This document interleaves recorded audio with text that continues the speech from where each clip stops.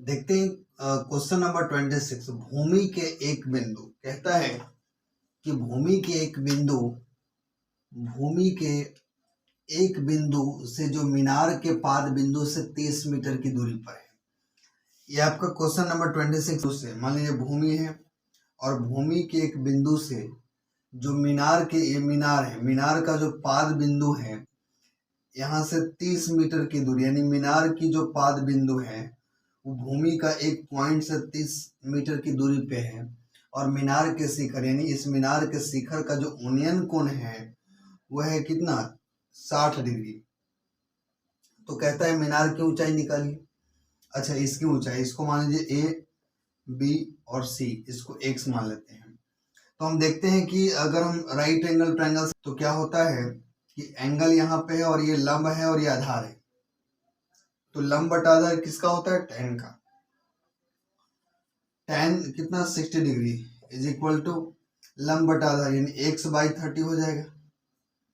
क्योंकि हम देखेंगे आधार यहाँ पे है और लंब निकालना है तो लंब बटा आधार के ही फॉर्मूला में चलेंगे, जो दिया रहता है जो निकालना रहता है उसी में चलते हैं। ठीक है, तो तुम देखोगे tan 60 का वैल्यू पता होना चाहिए, √3 होता है और x/30 क्रॉस मल्टीप्लाई कर सकते हैं क्या? तो x बन जाए x is equal to 30√3, metre में है तो मीटर लिख लेंगे। हम देखते हैं कि 30√3 ऑप्शन बी हमारा है। ठीक है, आगे हम लोग देखते हैं क्वेश्चन नंबर 27। तो 27 में क्या कहता है? 27 में है कि एक ट्रायंगल PQR है जिसका P समकोण है। एक PQR ट्रायंगल है ना, ये हो जाएगा आपका 27 PQR और Q जो है समकोण है ना, और PQ दिया है कितना? PQ दिया है 3 सेंटीमीटर। ठीक है, और PR कितना दिया है? PR दिया है ना, PR ये 6 सेंटीमीटर है। तो कहता है कि QPR का मान क्या होगा? तो QPR एंगल, QPR इस एंगल का वैल्यू निकालना कहता है। तो ये देखो अगर ये 90 डिग्री है, ठीक है, तो जिस एंगल को निकालने का बोलेगा उसके सामने का जो भुजा हो गया वो परपेंडिकुलर हो गया, ये P हो गया तो ये B हो गया और ये H हो गया, तो B/H किसका होता है? तो B/H जो होता है वो cos थीटा का होता है। cos P is equal to क्या लिख सकते हैं? B/H यानी 3/6 डायरेक्ट यहाँ पे लिख देते हैं और cos यहाँ पे थीटा का वैल्यू तो हमको निकालना है ना, cos P हमको निकालना है। ठीक है, तो cos P यहाँ पे लिखेंगे और इसको काटेंगे, 3 1 जा 3 3 2 जा 6, तो देखेंगे कि 1/2 है ना, ये जो 1/2 आया 1/2 cos में किसका होता है? तो 1/2 से cos 60 का होता है। अब cos कट जाएगा तो P का वैल्यू क्या मिलेगा? 60 डिग्री है क्या? P का वैल्यू 60 डिग्री आपका हो गया C। ठीक है, आगे देखते हैं एक वृत्त की कितनी समांतर स्पर्श रेखाएं हो सकती है। ये तो ऑप्शन आप ऐसे ही मार दोगे सेकेंड ऑप्शन, क्योंकि एक वृत्त है और एक वृत्त में चाहे तुम जैसे भी करो दो ही जो है सो स्पर्श रेखाएं हो सकती है। आप इधर से भी करेंगे तो ही दो ही स्पर्श रेखा हो गया, आप ऐसे भी करेंगे तो ही दो ही स्पर्श रेखा होगा, आप जैसे भी करें दो स्पर्श रेखा होगा। ठीक है, आगे हम लोग देखते हैं क्वेश्चन नंबर जो है वो 29। ठीक है, ये 28 का हमने देख लिया, दो स्पर्श रेखा है। अब देखते हैं क्वेश्चन नंबर 29 में क्या कहता है कि एक बिंदु Q से एक वृत्त पर स्पर्श रेखा की लंबाई 24 सेंटीमीटर। एक वृत्त है और वृत्त से यहाँ पे Q बिंदु मान लेते हैं और जो स्पर्श रेखा की लंबाई है वो आपका कितना दिया है? 24 सेंटीमीटर। और सेंटर कहता है कि केंद्र से 25 है और केंद्र से भाई कितना है? तो 25 है, ये वो मान लेते हैं। तो इसको हम क्या मान लें? इसको P मान लेते हैं, है ना, इसको O मान लेते हैं। तब कहता है, और यहाँ पे 90 डिग्री हम जानते हैं कि कौन बनता है? वृत्त की त्रिज्या जो है सो क्या होगी, यानी त्रिज्या यानी OP निकाल लेते हैं। OP इज इक्वल टू क्या हो जाएगा? तो देखते हैं राइट एंगल ट्रायंगल है, हाइपोटेनस दिया है और परपेंडिकुलर भी दिया है, तो B इज इक्वल टू जो निकालते हैं वही क्या हो जाएगा? तो इसमें हम देखेंगे कि OQ का होल स्क्वायर और माइनस PQ का होल स्क्वायर हो जाएगा। हाइपोटेनस में इसको घटा देंगे ना, अगर ये निकालना होता है हाइपोटेनस तो दोनों को जोड़ देते हैं, लेकिन जब ये दोनों में से कोई किसी एक को निकालना होता है तो इसमें से घटा देते हैं, ठीक है, हाइपोटेनस से। तो ओ क्यू कितना है, ओ क्यू है आपका 25, तो 25 का स्क्वायर में आप 24 का स्क्वायर को क्या करोगे, घटाओगे, ठीक है, यहीं पे हम कर दे रहे हैं। और चूंकि ओपी निकाल रहे इसलिए अंडर रूट होगा ओपी, ओपी रेडियस है, ओपी इज इक्वल टू कितना 25 25 625 और 24 24 576। आप ऐसे करेंगे तो यहाँ पे जब ओपी निकालेंगे तो 5 में से 6 नहीं जाएगा, 15 में 6 हो गया 9 हो जाएगा, यहाँ बचा 11 में 7 गया 7 4 11 49, यानी इसका 7 सेंटीमीटर आएगा। तो है क्या 7 सेंटीमीटर, यस, इसका ऑप्शन हो जाएगा ए। अब आते हैं क्वेश्चन नंबर 30। क्वेश्चन नंबर 30 में क्या कहता है, क्वेश्चन नंबर 30 जो है, ठीक है, तो मान लीजिए अगर एक वृत्त है और यहाँ पे सेंटर मान लेते हैं ओ है और यहाँ पे P, तो किसी एक बिंदु P से O केंद्र वाले वृत्त पर स्पर्श रेखा है। तो ये अगर कहता है कि P, एक बिंदु P है यहाँ पे P मान लीजिए, तो ये जो है ऐसे और ये मान लीजिए ऐसे स्पर्श रेखा, ये थोड़ा सा इसको और ऐसे कर देते हैं, ये स्पर्श रेखा हो गया। और स्पर्श रेखा की लंबाई भी बराबर होती है, ठीक है, इसको हम A मान लें और इसको B मान लें और इसको मिला दें हम ऐसे, इसको यहाँ पे ये सेंटर है, यहाँ O मान लेते हैं, इसको मिला दें। हम जानते हैं 90 डिग्री यहाँ पे बनता है और कहता है POA यानी इसको ऐसे मिला दें, ठीक है, ये देखो, तो POA ये निकालना है। क्योंकि यहाँ पे बाइसेक्ट कर रहा है, करता है एंगल को, तो पहले हम निकाल लें। यहाँ पे 80 डिग्री दिया हुआ है, 80 झुका हुआ है। अच्छा ये बताइए कि एंगल APBO एक क्वाड्रिलेटरल जैसा है, तो चारों एंगल मिलाएंगे अगर हम, angle A plus angle O plus angle B plus angle P is equal to 360 होगा ना। अब एंगल A जो है 90 डिग्री है, एंगल O पता ही नहीं है, और एंगल B भी 90 डिग्री है और एंगल P भी जो है 80 है, इज इक्वल टू 360। तो हम यहाँ पे निकालेंगे angle O is equal to 360 और बाकी को जोड़ के उधर ले जाएंगे माइनस में। यहाँ पे देखते हैं 9 का 9, 9 दूनी 18, 9 3 27, 270, 10 घटा देंगे तो 260। अब बताइए कि 360 में 260 घटाएंगे तो 100 बचेगा, यानी यहाँ पे पूरा 100 आ गया, पूरा में 100 आया, तो ये 50-50 हो जाएगा। क्या हो जाएगा 50-50, यानी कह सकते हैं कि एंगल APAO ना, POA इज इक्वल टू क्या हो जाएगा 50 हो जाएगा।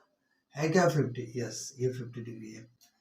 आइए देखते हैं क्वेश्चन नंबर 31 में क्या कहता है कि 6 सेंटीमीटर त्रिज्या वाले एक वृत्त के त्रिज्यखंड का क्षेत्रफल ज्ञात कीजिए, ठीक है।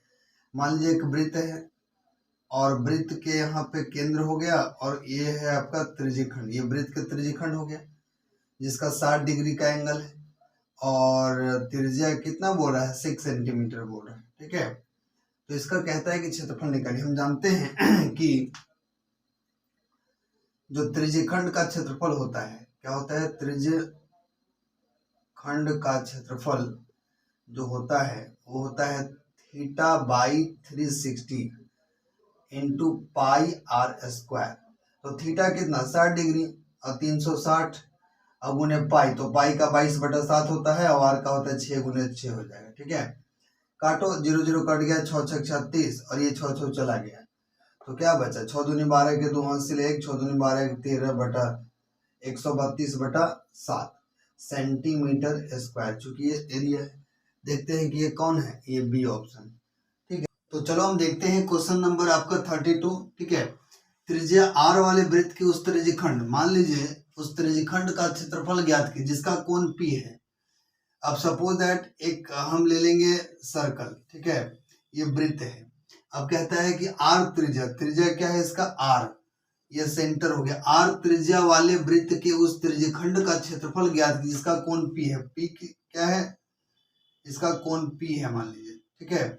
हम जानते हैं कि त्रिज्यखंड का क्षेत्रफल होता है θ/360 गुने पाई आर स्क्वायर, ठीक है। कैपिटल आर है तो कैपिटल आर ही हम लोग यहाँ पे लिखते हैं, लेकिन यहाँ पे अगर थीटा की जगह क्या है P/360 into pi r square. तो पहले यहाँ पे देखते हैं कि ये तो आर स्क्वायर नहीं है तो ये गलत हो गया, ये आर स्क्वायर नहीं है ये भी गलत हो गया। अब दो में कंपटीशन है। अब देखिए आप पी बाई 3 180, तो 180 तो होगा नहीं, ऑप्शन हो जाएगा आपका डी। मैं समझा देता हूँ कैसे, क्यों, क्योंकि यहाँ पे भी अगर आप 2 से गुना करेंगे, यहाँ आप 2 से गुना करेंगे, ठीक है, तो यहाँ भी आपको 2 से गुना करना पड़ेगा। ऊपर नीचे दोनों डायरेक्ट नहीं दिया है, ये 2 से गुना कर दिया है। जैसे यहाँ पे किए तो p बाई कितना हो गया 36 दूनी 72 720 हो जाएगा, ये हो जाएगा 2 पाई आर स्क्वायर आ गया। ऐसे थोड़ा सा समझने के लिए, है ना, कंफ्यूज करने के लिए देता है ये सब। आगे हम लोग देखेंगे क्वेश्चन नंबर 33, ठीक है। आइए 33 में क्या कहता है कि दो वृत्तों की त्रिज्या क्रमशः 8 और 6 है। हम 33 क्वेश्चन लेते हैं, कहता है कि दो वृत्त है, एक वृत्त ये मान लीजिए और एक वृत्त ये मान लीजिए। इसका त्रिज्या है 6 सेंटीमीटर, इसका त्रिज्या है 8 सेंटीमीटर मान लीजिए, और है दिया हुआ। उस वृत्त की त्रिज्या ज्ञात की जिसका क्षेत्रफल इन दोनों वृत्तों के क्षेत्रफलों के योग के बराबर है। तो कहता है कि एक ये दोनों वृत्त को जोड़ेंगे तो इसका क्षेत्रफल जो होगा एक बड़े वृत्त के क्षेत्रफल के बराबर है। तो इसका क्या निकालना है, उस वृत्त की त्रिज्या निकालिए जिसका क्षेत्रफल। तो मान लीजिए इसका त्रिज्या कैपिटल आर कर देते हैं, इसका R1 मान लेते हैं, इसका R2 मान लेते हैं। तो अब हम यहाँ बना लेते हैं, क्या हो जाएगा, बड़ा वृत्त अगर है मान लीजिए तो वृत्त का होता है pi r square capital r is equal to, ये बड़ा वृत्त का जो क्षेत्रफल है वो छोटे वृत्तों के क्षेत्रफल के बराबर, ठीक है। तो छोटा वाला पाई R1 स्क्वायर और प्लस पाई R2 स्क्वायर। आ रही बात समझ में। अब करना क्या है, pi r square is equal to pi pi common ले लो तो बचेगा R1 square plus R2 square. Pi pi cut गया, पाई पाई कट गया। अब हम इसको जो है तो पाई पाई मिटा भी देते हैं ना। अब देखिए R square is equal to क्या हो जाएगा आपका, कैप R1 का वैल्यू कितना 6, तो 6 स्क्वायर प्लस 8 स्क्वायर ये हो जाएगा। R square is equal to 6 या 36 प्लस 8 या 64। आप दोनों को ऐड करोगे तो हो जाएगा 100, और 100 जो है किसका स्क्वायर है, तो 10 का स्क्वायर हो सकता है, और ये कट जाएगा तो r इज इक्वल टू क्या होगा 10 सेंटीमीटर अगर है तो। देखते हैं ऑप्शन कौन सा होगा। तो ऑप्शन हमारा है ए है 14, बी है 8, सी है 6 और डी है 10, यानी 10 centimetre, that is your answer. आइए नेक्स्ट हम लोग चलते हैं क्वेश्चन नंबर 34 की ओर आते हैं। कहता है सबसे बड़ी बांस की लंबाई जो एक 12 मीटर लंबे, यानी अगर हम देखते हैं L is equal to 12 metre है, B is equal to 8 metre है, और 9 मीटर है, और जो H है वो हो गया आपका 8 मीटर। अब कहते हैं सबसे लंबी, तो अगर एक रूम है और सबसे लंबी उसमें अगर एक बांस रखना है तो उसका जो लंबाई निकालते हैं विकर्ण की लंबाई, उसमें एक फॉर्मूला है L इज इक्वल टू आपको निकालना है अंडर रूट कर दो, है ना। ये जो लेंथ यहाँ पे लेंथ ना, टोटल उसका लेंथ होगा इसका कमरे में रखी जा सकती है कौन, एक बड़े बांस की लंबाई। तो बांस की लंबाई के लिए हमने यहाँ पे लिया है, ये बांस की लंबाई है, बांस की लंबाई है, ये किसकी लंबाई है, ये बांस की लंबाई है। L square plus B square plus H square. देखो एल का वैल्यू कितना है, तो 12 का होल स्क्वायर हो जाएगा प्लस 9 का होल स्क्वायर हो जाएगा प्लस 8 का होल स्क्वायर हो जाएगा। अंडर रूट है सभी, 12 12 जा 144, 9 9 जा 81 प्लस 8 8 जा 64 होता है। अब इसको अगर हम ऐड कर दें तो ऐड करने के बाद हमको क्या मिलेगा, ऐड करेंगे 289 आएगा, इसका स्क्वायर रूट करेंगे तो 17 आ जाएगा। या क्या है क्या 17, तो यस बी में जो है वो आपका 17 है, ठीक है। ये 17 सेंटीमीटर क्या है, 17 है ऐसे सेंटीमीटर। सभी अगर मीटर में है तो ये भी मीटर नहीं होगा, ठीक है। ये हो गया लास्ट, ये आपका 35। नेक्स्ट क्वेश्चन है, कहता है कि 7 सेंटीमीटर त्रिज्या तथा 5 सेंटीमीटर ऊंचाई वाले लंब वृत्तीय बेलन। तो चाहता है एक बेलन है, सबसे पहले आप फिगर बना के समझेंगे। एक बेलन है और बेलन का जो है ये बेलन है, देखो 7 सेंटीमीटर त्रिज्या कितना है 7 सेंटीमीटर, 7 सेंटीमीटर इसका त्रिज्या है, और कहता है इसका जो हाइट है वो आपका है 5 सेंटीमीटर, ठीक है। तो ये थोड़ा छोटा होगा ये बड़ा होगा, चलिए कोई दिक्कत नहीं, हमको फिगर में दिखाना है। कहता है लंब वृत्तीय बेलन का आयतन क्या होगा। तो हम जानते हैं कि बेलन का आयतन का फॉर्मूला क्या होता है, बेलन का आयतन फॉर्मूला याद रखना बहुत ही जरूरी है, ठीक है स्टूडेंट्स। तो बेलन का आयतन होता है पाई आर स्क्वायर एच, ठीक है। तो देखो पाई का वैल्यू होता है 22/7, आर का वैल्यू यहाँ दे रखा है 7 इंटू 7 करेंगे, चूंकि आर स्क्वायर और एच का वैल्यू है यहाँ पे क्या 5। आप देखोगे 7 7 ऐसे ही कट जाएगा, और क्या बचा तुम्हारे पास, तो 22 5 जा, आसान तरीका से 5 टू जा 10 का 0 इन हैंड 1, 5 टू जा 10 1, 11 इंटू 7 यानी आ गया 770 सेंटीमीटर है, तो सेंटीमीटर स्क्वायर हो जाएगा, क्यूब हो जाएगा, क्या हो जाएगा क्यूब। क्यों? क्योंकि हमने आयतन निकाला है। तो यहाँ पे देखेंगे, यहाँ पे ऑप्शन में आपका क्यूब होना चाहिए, चूंकि आयतन में दिया है, आयतन निकालने के लिए दिया है तो क्यूब होगा, ठीक है। ये मिस्टेक से 2 लिखा गया था। चलिए, तो ये आपका बेलन का आयतन, चूंकि एक बार देख लेते हैं 7 सेंटीमीटर त्रिज्या तथा 5 सेंटीमीटर ऊंचाई वाले लंब वृत्तीय बेलन का आयतन क्या होगा।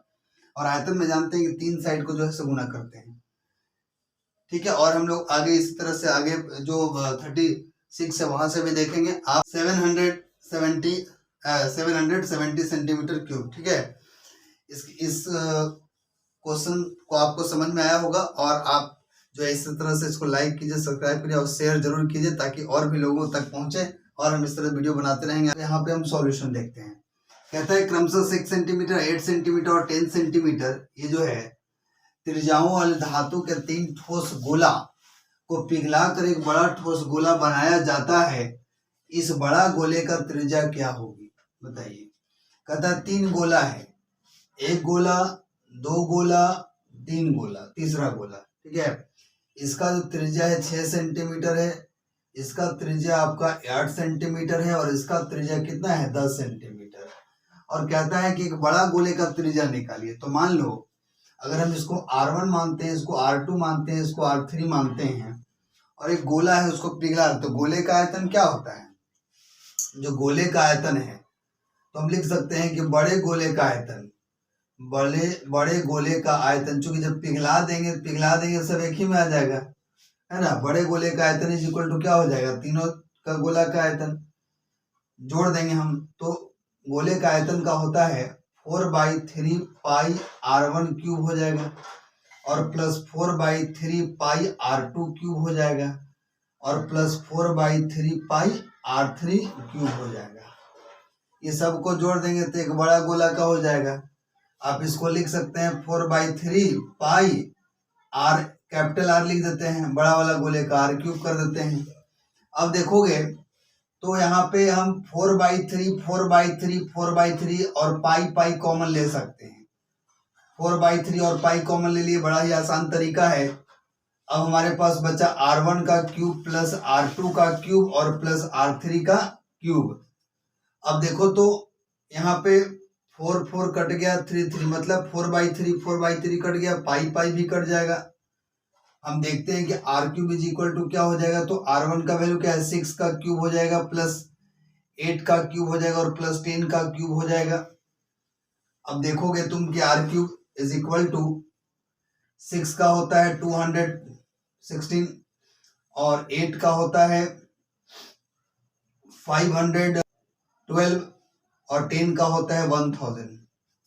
ये आपका है क्यूब, ठीक है। R क्यूब यहाँ आ गया, इसको जोड़ दीजिए, तो R cube is equal to सबको जोड़ोगे तो 1728 1728 आएगा, ठीक है। और ये किसका क्यूब है, तो ये 12 का क्यूब है, ठीक है। अब देखोगे कि जब ये दोनों क्यूब है ना, तो क्यूब को आप हटा दीजिए, है ना, तो R इज इक्वल टू हो जाएगा 12, क्या है मीटर है कि सेंटीमीटर, सेंटीमीटर, यानी ऑप्शन आपका हो गया सी। इसी तरह से आगे बढ़ते हैं। क्वेश्चन देखो शॉर्ट में ऐसे सबका निकालने से अच्छा था कि उसको कॉमन लेके निकाल दिया जाए। इसके बाद कहता है यदि माध्य बराबर 60 और माध्यिका, माध्य कितना है जी 60 है, माध्यिका कितना है 50। चलिए एक एनसीईआरटी में दे रखा है फॉर्मूला, एक एनसीईआरटी फॉर्मूला दे रखा है, वो क्या है कि बहुलक, क्या है बहुलक बराबर, ये क्वेश्चन नंबर हम लोग बना रहे हैं 37, बहुलक बराबर होता है, क्या होता है 3 इंटू माध्यिका, 3 इंटू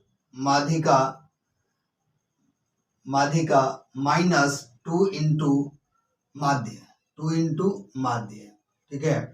तो देखेंगे कि 3 इंटू माध्यिका कितना है तो 50, और माइनस 2 गुने ये कितना है माध्य तो 60, यानी 5 या 15, 150 माइनस 120 तो हो जाएगा 30, है क्या 30, तो ऑप्शन बी में आपका 30 हो गया, ठीक है। अब हम देखेंगे क्वेश्चन नंबर 38, और देखते हैं कि ये किस प्रकार का तोरण है। कहता है कम प्रकार का ये। तो देख रहे हैं कि हम संचयी बारंबारता निकालने के लिए आप लोग को बताएंगे, चूंकि लॉन्ग क्वेश्चन वाला में भी है ना, कैसे एफ और सी एफ निकाला जाता है, जोड़ जोड़ कर उसको लास्ट में इनका वैल्यू आ जाता है टोटल। तो यहाँ पे देख रहे हैं कि ऊपर से नीचे ऐसे आ रहा है, इट मीन ये अधिक प्रकार का है। क्या ये अधिक प्रकार का हो जाएगा? इसका ऑप्शन बी हो जाएगा। ठीक है, तो देखो इसमें कौन नहीं हो सकता? क्या 2/3 नहीं हो सकता, या -1.5 नहीं हो सकता, या 15% नहीं हो सकता, या 0.7 नहीं हो सकता? इसमें आसान तरीका है, इसका ऑप्शन होगा बी। क्योंकि देखिए कोई भी किसी भी घटना की प्रायिकता जो है वो आपका नेगेटिव नहीं हो सकता, 0 से छोटा नहीं हो सकता, याद रखेंगे। ठीक है, इसके बाद कहता है 40वां जो क्वेश्चन नंबर है 40 में हम आते हैं। 40 में कहता है कि खिलाड़ी संगीता और रेशमा टेनिस का मैच खेलते हैं और यह ज्ञात होता है कि संगीता द्वारा मैच जीतने की प्रायिकता 0.62 है। देखो मान लो अगर हम लिखते हैं संगीता का प्रायिकता है 0.62 है, ठीक है, और रेशमा का हमको निकालना है, और कहते हैं कि संगीता और रेशमा दोनों मान लीजिए मिलकर एक मैच खेलते हैं पूरा। तो अगर हमको इसको दिया हुआ है 0.62 और ये निकालना है हमको क्या, रेशमा का, ये समझने के लिए हम शॉर्ट में यूज कर रहे हैं। ठीक है, 1। तो अगर हम प्रायिकता निकालेंगे रेशमा का तो क्या निकलेगा, 1 ये उधर जाएगा तो माइनस, आप 1 में से इसको घटाओगे तो क्या मिलेगा, 0.38। 0.38 है क्या ऑप्शन में? ये ऑप्शन आपका बी हो गया, ऑप्शन बी। ठीक है, तो ये रहा आपका 40 क्वेश्चन हमने कंप्लीट करवा दिया। अगर आपको अच्छा लगा हो, समझ में आ रहा हो, तो इस चैनल को जरूर लाइक करें, सब्सक्राइब करें और इसी तरह बने रहें। आपको और भी जो है अगले सेट का वीडियो मिलता रहेगा, मैथ और साइंस दोनों का मिलेगा। Okay student.